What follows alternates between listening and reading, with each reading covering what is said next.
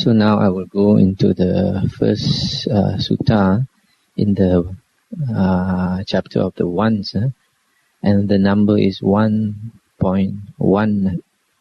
There are 10 suttas here, but you can group them all as 1.1. Thus have I heard. Now I read the sutta. Thus have I heard. On a certain occasion, the Exalted One was staying near Savatthi at Jeta Grove in Anathapindika's park. I'll stop for a moment. Now all the suttas start with these words, thus have I heard. And this is the Buddhist tradition, because it was decided at the first Sangha Council that all the suttas will start this way. Evam me sutang, that's the Pali. Thus have I heard. Now the Exalted One here is a translation for the Bhagava. Bhagava is the name, one of the 10 names of the Buddha. That's why we chose the name of this vihara as Bhagava, Vihara Bhagava, after the Buddha. Savatthi at Jeta Grove in Anathapindika's park. This monastery was donated by Anathapindika. That's why it's called Anathapindika's park, or Anathapindika's monastery. Now we'll continue the sutta. Then the Exalted One addressed the monks, saying, Monks, Lord, replied these monks to the Exalted One. The Exalted One said, Monks, I know of no other single form by which a man's heart is so enslaved as it is by that of a woman. Monks, a woman's form obsesses a man's heart. Monks, I know of no other single sound by which a man's heart is so enslaved as it is by the voice of a woman. Monks, a woman's voice obsesses a man's heart. And similarly, monks, I know of no other single scent or smell, no other single savor or taste, no other single touch, by which a man's heart is so enslaved as it is by that of a woman. And then conversely, the Buddha says, Monks, I know of no other single form by which a woman's heart is so enslaved as it is by that of a man. Monks, a man's form obsesses a woman's heart. Monks, I know of no other single sound by which a woman's heart is so enslaved as it is by the voice of a man. Monks, a man's voice obsesses a woman's heart.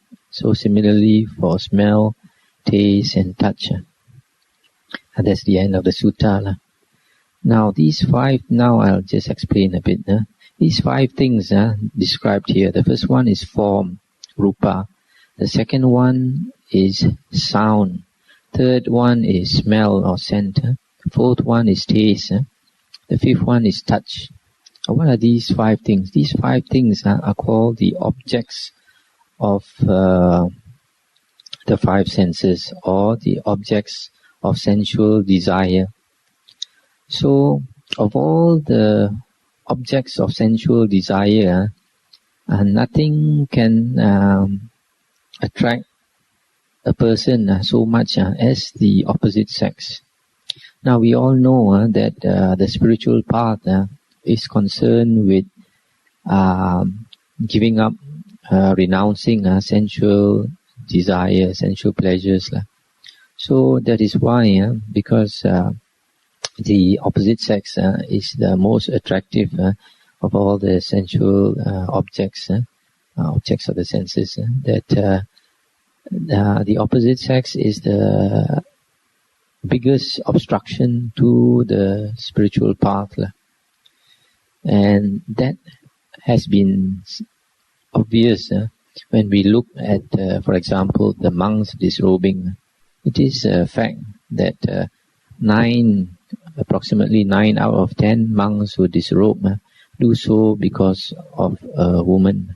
And probably the converse is also true. Probably 9 out of 10 nuns who disrobe also do so because of a man.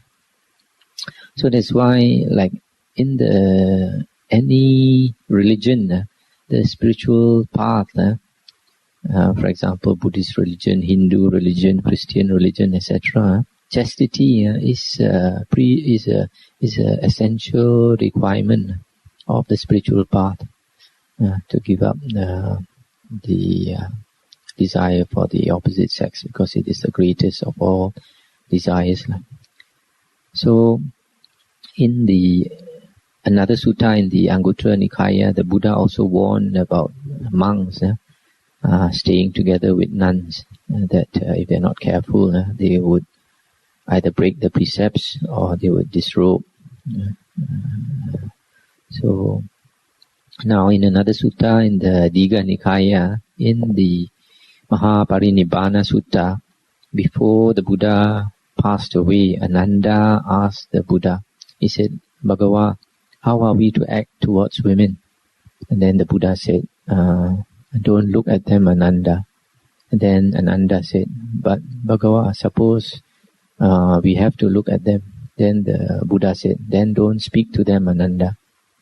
Then Ananda said, but Bhagava, suppose we have to speak to them. Then the Buddha said, then do so with mindfulness, Ananda. So from there we can see the Buddha asked his monks to be extremely careful, to be extremely cautious in their dealings with women, etc. And there is a sutta in the Majjhima Nikaya called the Nivapa Sutta, where the Buddha said it is not practical for a monk to go off into the deep forest and live by himself. So in the Nivapa Sutta, the Buddha said that a monk cannot live by himself in the deep forest away from lay people, because he has to depend on lay people for the food. And the Buddha said, so because the monks have to live near lay people, it is very dangerous. And the Buddha gave a simile of the deers trying to look for food, and then the farmer, because it eats the farmer's crops, then the farmer tries to kill them. So the Buddha said the farmer is a simile for Mara, and there is always this danger from Mara. And the Buddha said in the Nivapa Sutta that the only way monks could survive was to meditate and practice samadhi, because with strong samadhi we have a tranquil mind. That's the only way we can fight sensual desire. That's why there's a Majjhima Nikaya Sutta number 14 called the Chula Dukkha Kanda Sutta, where a cousin of the Buddha, I think Mahanama, came to tell the Buddha or ask the Buddha. He said, Bhagava, even though I know that greed, hatred and delusion are wrong things to indulge in, yet sometimes my mind still goes towards greed, hatred and delusion, become a prey to greed, hatred and delusion. Then he asked the Buddha, why is that? Is that something I have not cultivated? And then the Buddha said, even though an Aryan disciple has seen clearly as it actually is, with proper wisdom, how sensual desires provide little gratification, much suffering and much despair, and how great is the danger in them, as long as he still does not attain to delight and pleasure, that is piti and sukha, that are apart from sensual pleasures, apart from unwholesome states, or to something more peaceful than that, he may still be attracted to sensual pleasures. So here the Buddha is saying that unless we can attain the delight and pleasure, the piti and sukha, that are not worldly, that comes from a tranquil mind, then we are still a slave to sensual pleasures. So that's the comments I have to make on the first sutta.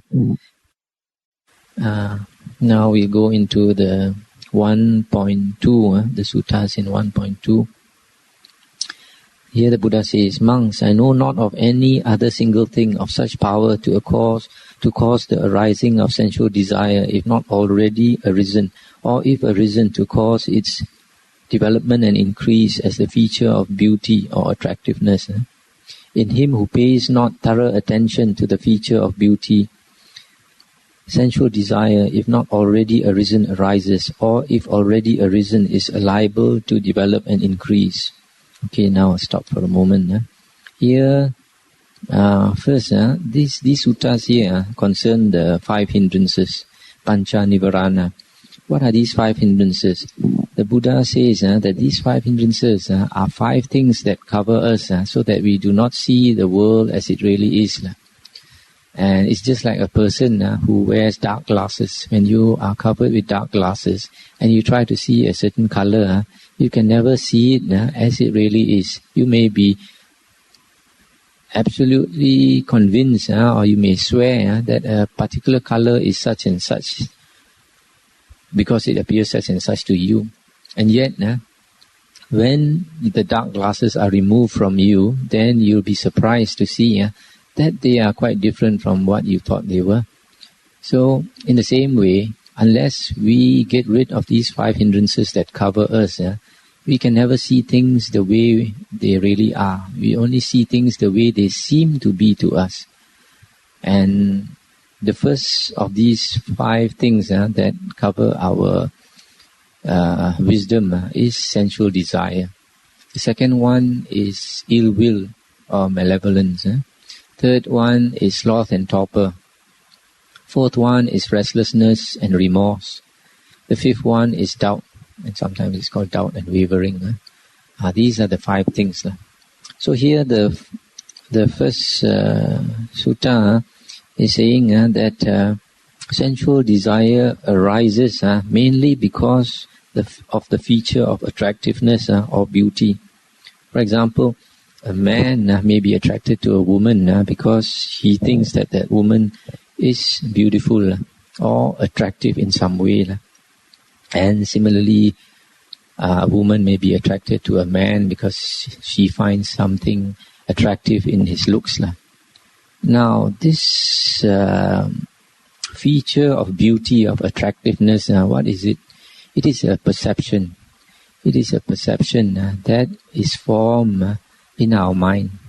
And if we look into some other suttas later, we find that it is one of the things that we associate with the self. There are 5 things, the Buddha calls them the panchakanda, 5 aggregates that we associate with the self. First one is the body. The second one is feeling. Third one is perception.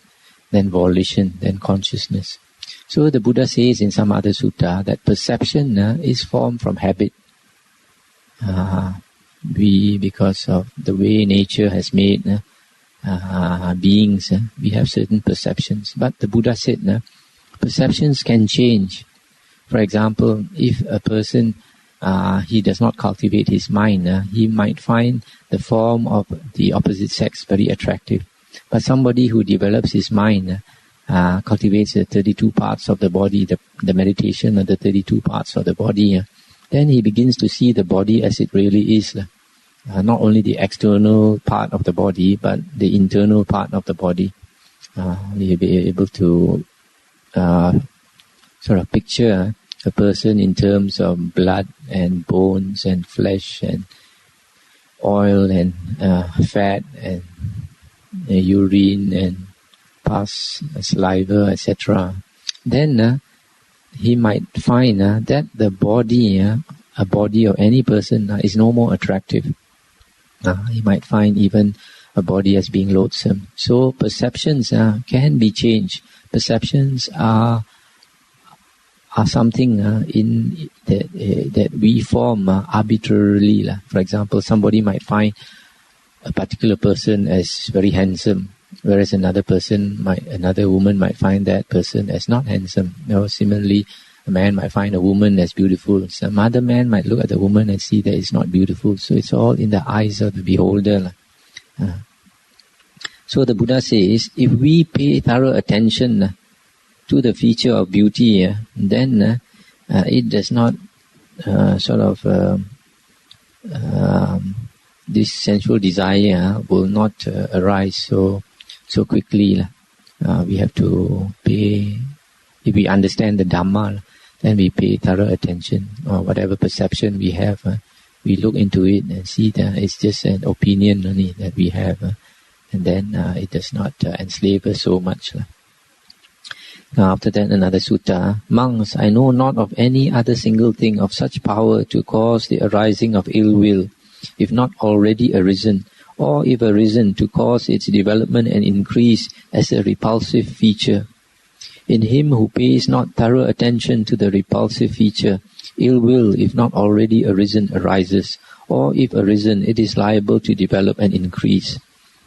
Okay, I'll stop a moment also here to talk about this ill will. The Buddha says is increases because there is something repulsive that we don't like, and that makes our anger develop or increase. But if we pay thorough attention to that repulsiveness that we think is there, then this ill will can decrease. So we can see in both cases thorough attention or thorough consideration is very important.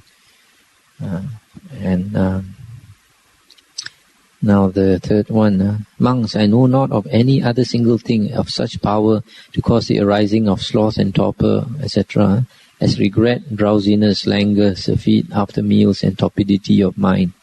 In him who is of torpid mind, sloth and torpor, if not already arisen, arises, and if arisen, is liable to develop and increase. So sloth and torpor is due to regret, drowsiness, eating too much, and torpid mind. Monks, I know not of any other single thing of such power to cause the arising of restlessness and remorse, if not already arisen, or if arisen, to cause its development and increase as non-tranquility of mind. In him who is of troubled mind arises restlessness and remorse, if not already arisen, or if arisen, it is liable to develop and increase. This non-tranquil mind, most of us have it, whereas a tranquil mind is something that we need to develop, we need to train ourselves to attain. So for most people, restlessness and remorse is something quite natural. For example, if you ask somebody to stay alone by himself, he'll find it quite difficult. Even to stay in the house, by yourself. Many people, they look at the four walls after some time, after they have finished reading the newspaper and watch the TV and all that, they look around the four walls, they think they are going crazy and have to go out and do something. Another sutta. Monks, I know not of any other single thing of such power to cause the arising of doubt and wavering, if not already arisen, or if arisen, to cause its development and increase as unthorough attention. In him who gives not thorough attention arises doubt and wavering, if not already arisen, or if arisen, is liable to develop and increase. So here again, thorough attention is very important. Proper attention, you can also call it proper attention. This word is yoniso manasikara. Yoniso comes from the word yoni. Yoni means the womb or the source. And manasikara is literally work of mind. So it means attention or consideration or contemplation. So the word yoniso manasikara actually means contemplation or consideration that brings you back to the source of the problem. So that's why I like to translate it as thorough consideration or thorough attention. Monks, I know not of any other single thing of such power to prevent the arising of sensual desire, if not already arisen, or if arisen, to cause its abandonment as the feature of ugliness. In him who gives thorough attention to the feature of ugliness, sensual desire, if not already arisen, arises, or arises not, or if arisen, it is abandoned.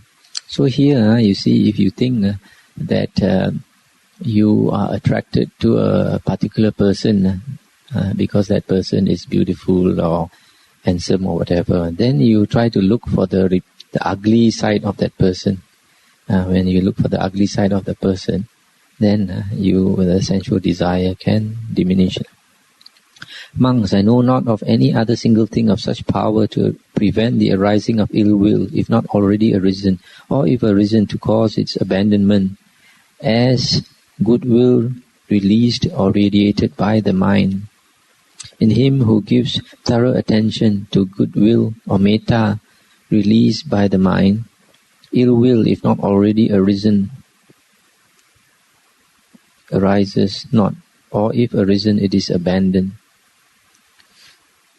So here, ill will or anger can be reduced by metta. Metta here is we translate it as goodwill. We can translate it as impersonal love. Metta is a good antidote for anger and ill will.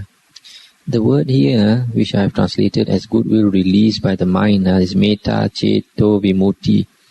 Here, actually, the book is translated as the heart's release through amity. I feel it is metta released by the mind, because from the other suttas, it would seem that to really practice metta, you have to develop jhana. Without jhana, you think you are radiating metta, but other beings cannot feel it. The only way to radiate metta properly is to have very strong jhana. Then you can radiate out that metta. Monks, I know not of any other single thing of such power to prevent the arising of sloth and torpor, if not already arisen, or if arisen to cause its abandonment, as the element of putting forth effort, of exertion, of striving. In him who energetically strives, sloth and torpor arises not, or if arisen, it is abandoned. So here, to fight sloth and torpor, we have to put forth effort, exertion, striving. Sloth and torpor, a lot of it is due to sleeping too much. The more we sleep, the more sloth and torpor we have. And sleep is one of those things that you can never have enough of. The more you sleep, the more you want. Monks, I know not of any other single thing of such power to prevent the arising of restlessness and remorse, if not already arisen, or if arisen to cause its abandonment, as tranquility of mind. In the tranquil-minded, restlessness and remorse arises not, or if arisen, it is abandoned. So, the antidote for restlessness and remorse is to cultivate tranquility of mind. That means cultivate samatha. Monks, I know not of any other single thing of such power to prevent the arising of doubt and wavering, if not already arisen, or if arisen to cause its abandonment, as thorough attention. In him who gives thorough attention, doubt and wavering arises not, or if arisen, it is abandoned. Now this doubt and wavering, sometimes we listen to certain teachings, or we listen to certain doctrines, or we listen to what somebody says. We have doubt. But if we contemplate, we reflect on what that person says, think carefully, and then the doubt can be resolved. So that's why the Buddha says that even when we listen to Dhamma, we have to reflect on the Buddha's teachings, think about it, examine it, and test it, see whether it's really true or not. Then only after that, if you find that it is true, then only you accept it. Now the other sutta is 1.3.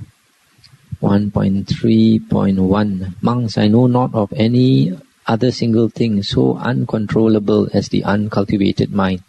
The uncultivated mind is indeed a thing uncontrollable.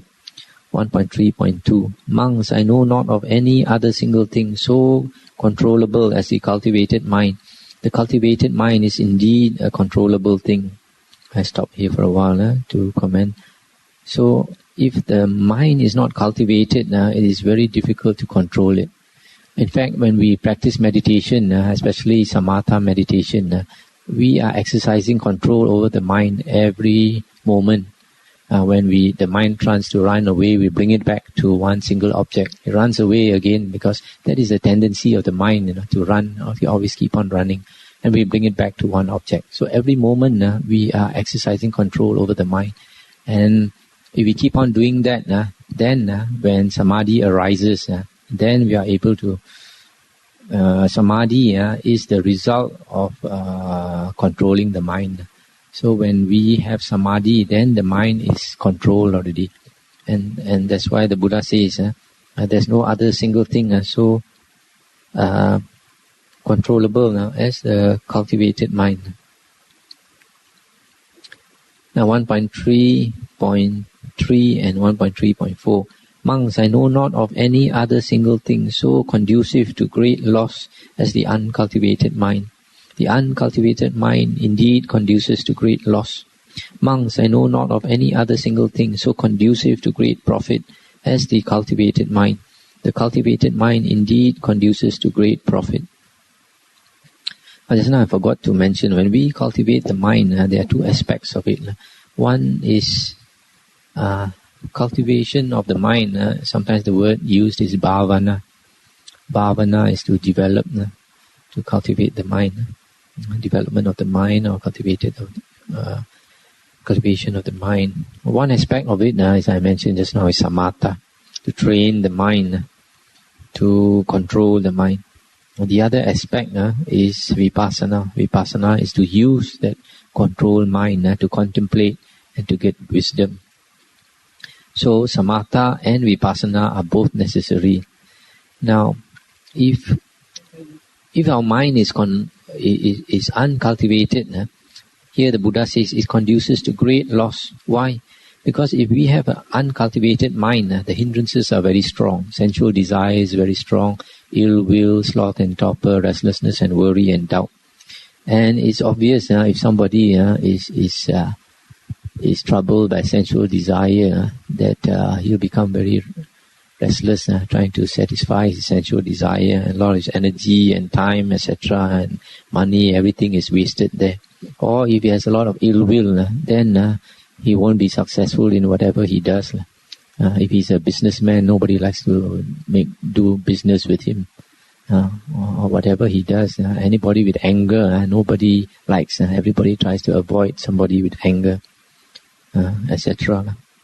And then, because your mind is not clear, not cultivated, you might make wrong decisions.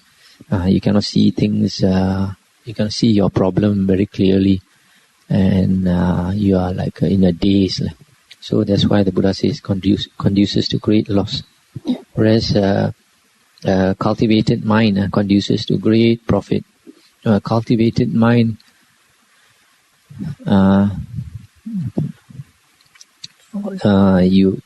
is a person with a lot of wisdom. And there's some other sutta where the Buddha says, what is the condition for somebody to have great wisdom, to have a lot of insight? The Buddha said the best condition is a mind that is bright and clear. A mind that is bright and clear is a mind that has developed the samadhi, the one-pointedness of mind taught by the Buddha, because the word is jhana. Jhana literally means incandescence, brightness. So when a person develops the jhanas, the mind becomes bright. And that, the Buddha says, is the best condition for insight. That's why you have a great profit from it. Now 1.3.9 and 1.3.10. Monks, I know not of any other single thing that brings such suffering as the mind that is uncultivated, not made much of. The mind that is uncultivated, not made much of, indeed brings great suffering. Monks, I know not of any other single thing that brings such joy as the mind that is cultivated, made much of. The mind that is cultivated, made much of, indeed brings great joy.